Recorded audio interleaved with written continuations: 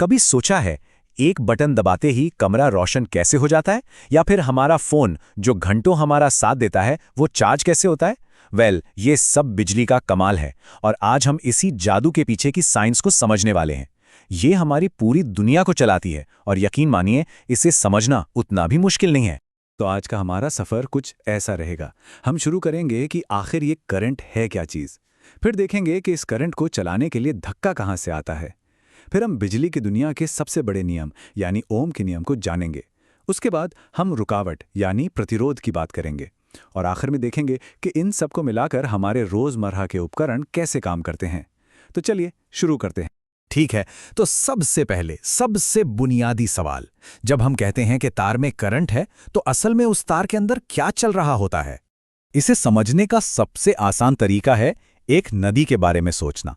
जैसे नदी में पानी के बहने से पानी की धारा बनती है, बिल्कुल वैसे ही जब किसी तार के अंदर छोटे छोटे इलेक्ट्रिक चार्ज बहते हैं तो इलेक्ट्रिक करंट बनता है।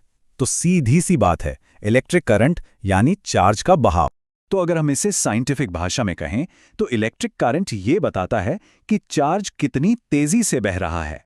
और हाँ, ये चार्ज तभी बहेगा जब उसका रास्ता पूरा और बंद हो। इसी बंद रास्ते को हम कहते हैं इलेक्ट्रिक सर्किट। जैसे ही हम स्विच ऑफ करते हैं ये रास्ता टूट जाता है और करंट बहना बंद हो जाता है। सिंपल। अब साइंस में हम हर चीज को नापते हैं, है ना? तो करंट को नापने का भी एक फॉर्मूला है, I = Q/T। यहां I का मतलब है करंट, Q का मतलब है कुल कितना चार्ज बहा और T का मतलब है कितने समय में बहा। बस ये फॉर्मूला हमें चार्ज के बहने की स्पीड बताता है। और इस करंट को हम नापते हैं एम्पियर में। जैसे वजन को किलोग्राम में नापते हैं वैसे ही करंट को एम्पियर में। और इसे नापने वाले डिवाइस को कहते हैं एमीटर। एक जरूरी बात, एमीटर को हमेशा सर्किट में रास्ते के बीच में यानी सीरीज में लगाया जाता है ताकि वो पूरे करंट को नाप सके। चलिए कहानी में आगे बढ़ते हैं। हमने ये तो समझ लिया कि चार्ज बहता है, पर सवाल ये है कि वो अपने आप क्यों बहेगा? उसे धक्का कौन देता है? फिर से अपनी नदी वाली बात पर आते हैं। पानी हमेशा ऊंचाई से नीचाई की तरफ बहता है, सही कहा ना? ठीक वैसे ही चार्ज को भी बहने के लिए एक तरह के इलेक्ट्रिक प्रेशर के डिफरेंस की जरूरत होती है।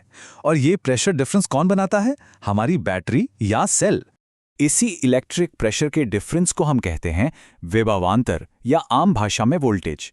आप इसे ऐसे समझ सकते हैं कि एक बैटरी किसी चार्ज को पूरे सर्किट में घुमाने के लिए कितनी मेहनत कर रही है, कितना काम कर रही है। और हाँ, इस मेहनत को नापने का भी एक फॉर्मूला है, V = W/Q। यहाँ V वोल्टेज है, W वो काम है जो बैटरी कर रही है और Q वो चार्ज है जिस पर काम हो रहा है। तो जैसे करंट की यूनिट एम्पियर थी, वैसे ही वोल्टेज की यूनिट है वोल्ट। और इसे नापने के लिए हम वोल्टमीटर का इस्तेमाल करते हैं। ठीक है, तो अब हमारे पास दो मेन खिलाड़ी हैं, करंट यानी बहाव और वोल्टेज यानी धक्का। अब समय आ गया है उस नियम को समझने का जो इन दोनों के रिश्ते को बताता है, और ये है बिजली की दुनिया का सबसे बड़ा, सबसे जरूरी नियम, ओम का नियम। स्क्रीन पर जो सर्किट आप देख रहे हैं ये वही सेटअप है जिससे ओम के नियम की खोज हुई थी। इसमें बस एक बैटरी से वोल्टेज बदला गया और एमीटर से ये देखा गया कि करंट पर क्या असर पड़ रहा है। और जब वोल्टेज और करंट के बीच एक ग्राफ बनाया गया तो वो एक सीधी लाइन निकली। इसका क्या मतलब हुआ? बहुत ही सिंपल।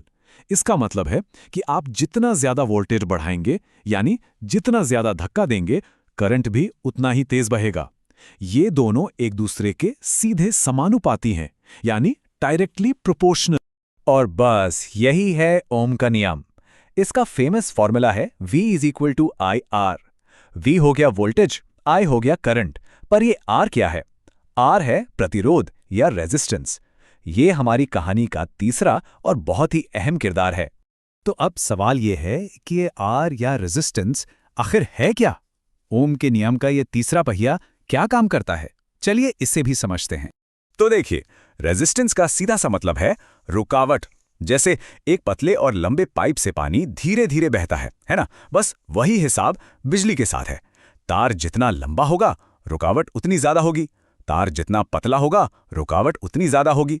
और तार किस चीज का बना है इस पर भी रुकावट निर्भर करती है।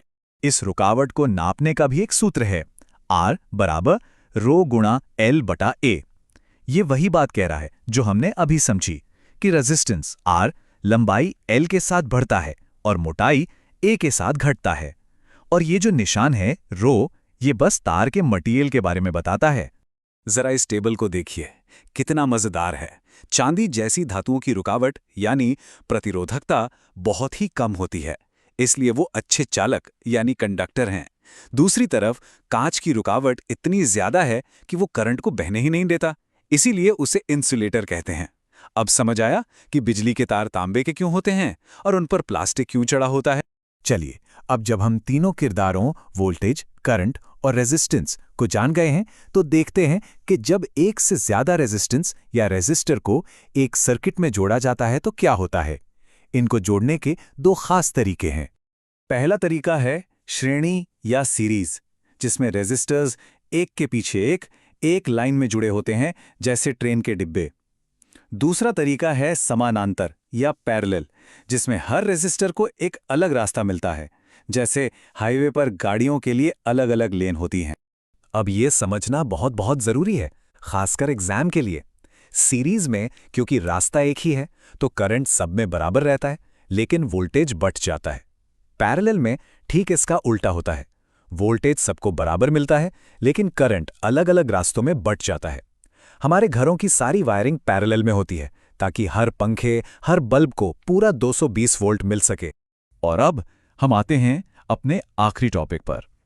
हमने देखा कि रेजिस्टेंस करंट के रास्ते में रुकावट डालता है, लेकिन जब ये रुकावट होती है तो इसका एक बहुत ही मजेदार और काम का असर होता है।